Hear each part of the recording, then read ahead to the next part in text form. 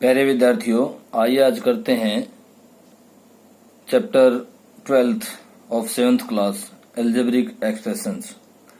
Algebraic expressions में सबसे पहले हम पढ़ेंगे वेरिएबल क्या होता है, वेरिएबल और कांस्टेंट।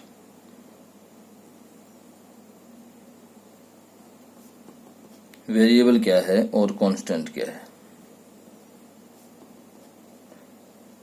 देखिए, वेरिएबल क्या है? जिसकी वैल्यू क्वेश्चन के अनुसार चेंज हो जाती है।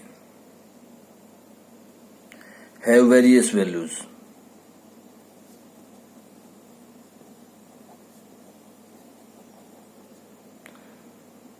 और चेंज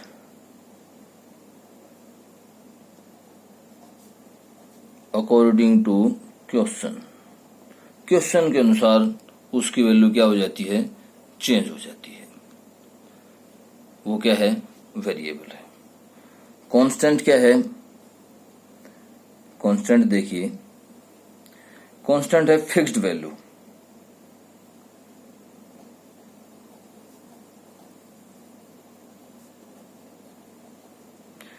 इसकी वैल्यू बिल्कुल फिक्स रहती है। अब वेरिएबल कौन कौन से हो सकते हैं? देखिए, ये दोनों जानकारी आपको होनी चाहिए कि वेरिएबल जिसकी value according to question change हो जाती है और कांस्टेंट जो है वो उसकी वैल्यू क्या है? फिक्स रहती है। अब वेरिएबल को, जैसे एग्जाम्पल ऑफ वेरिएबल क्या है?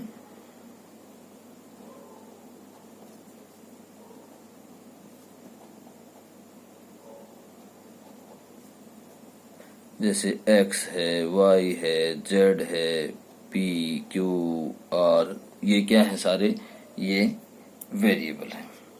अब कांस्टेंट क्या है?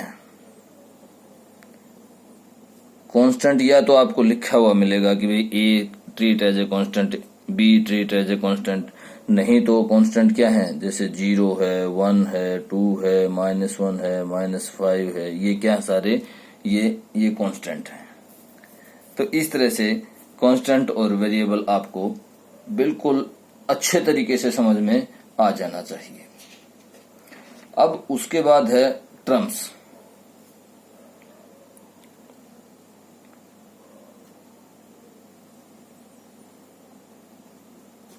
टर्म्स क्या है?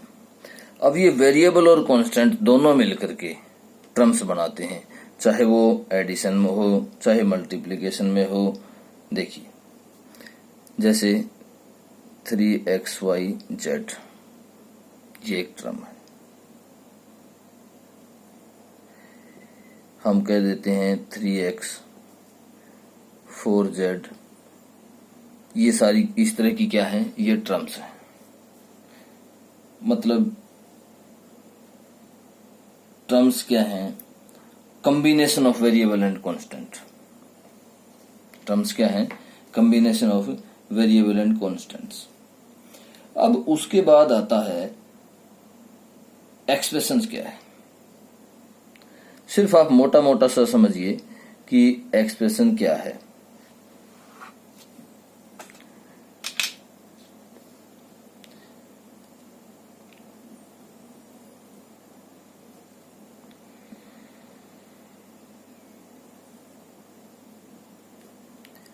एक्सप्रेशन क्या है? एक्सप्रेशन से टर्म्स को जब जोड़ दिया जाता है या घटा दिया जाता है, वो क्या बनाती हैं? एक्सप्रेशंस बनाती हैं। एडिशन और सब्ट्रैक्शन ऑफ टर्म्स। टर्म्स की जोड़ और घटा क्या है? एक्सप्रेशंस। और एल्जेब्रिक एक्सप्रेशन क्या है? कि ऐसी एक्सप्रेशन जो एल्जेब्रे, जैसे वेरिएबल्स और कांस्टेंट का कॉम्बिनेशन है। The combination of terms and variables constant, या कॉम्बिनेशन ऑफ ऑपरेशंस एंड ये एक्सप्रेशन क्या है? The combination of terms and operations, की टर्म्स और ऑपरेशंस का कॉम्बिनेशन है।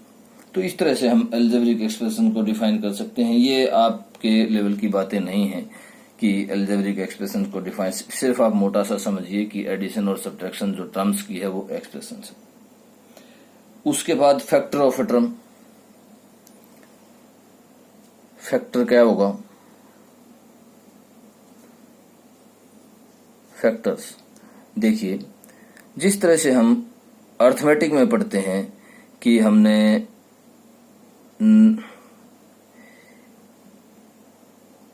18 के फैक्टर किए 2 इंटू 3 इंटू 3,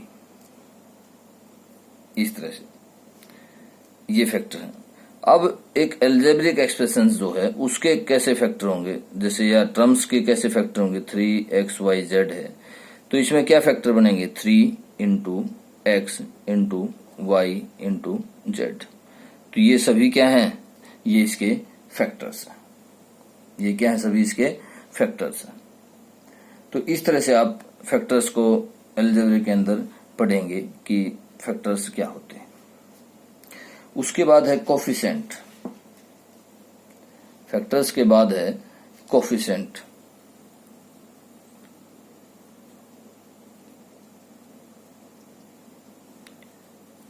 कोफिशिएंट्स क्या होते हैं, देखिए कोई भी टर्म है, मैं ये ले लेता हूं 4x²y, तो इसमें 4 is coefficient of x²y, 4 is a coefficient of x²y। जैसे मैं ये ले लेता हूं 3xz, तो 3 इज कोफिशिएंट ऑफ xz। ये ले लेते हैं 5xyzpqr, तो यहां पर क्या होगा, -5 इज कोफिशिएंट ऑफ xyzpqr। ये सब क्या है, वेरिएबल है। तो इस तरह से आप कोफिशिएंट समझेंगे कि कोफिशिएंट क्या होगा। अब आप मोनोमियल, बाइनोमियल और ट्राइनोमियल समझेंगे। देखिए उससे पहले लाइक एंड अनलाइक टर्म्स देखिए।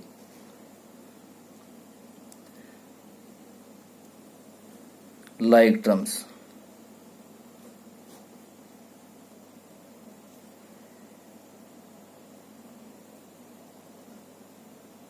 लाइक टर्म्स क्या होती हैं, हैव सेम वेरिएबल्स, जिसमें वेरिएबल सेम हो वो क्या है, लाइक टर्म्स है। जैसे 3xyz 5xyz, मतलब xyz है तो इसमें भी xyz होना चाहिए। जैसे 3x²yz तो 5x²yz ही होना चाहिए। ये जो टर्म है ना, ये टर्म एल्जेब्रिक टर्म है जो, वो बिल्कुल सेम होनी चाहिए। जैसे 5x है और 7y है, ये नहीं है लाइक टर्म्स। क्यों, क्योंकि इसमें y है, इसमें x है। वेरिएबल जो है वो सेम होना चाहिए, वो है लाइक टर्म्स। अब अनलाइक टर्म्स,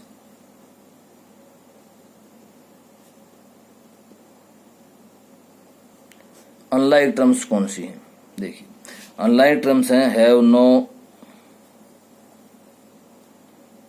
सेम वेरिएबल, कि उनका जो वेरिएबल है वो सेम नहीं है। कैसे, जैसे 3xyz, यही ले लेता हूं मैं 5x²yz। अब सिर्फ इतने से ही क्या हो जाता है, ये अनलाइक टर्म्स हो गई, ये लाइक टर्म्स नहीं रही। अब मैंने पीछे वाले क्वेश्चन में ये उदाहरण दिया था, एग्जाम्पल दिया था कि 5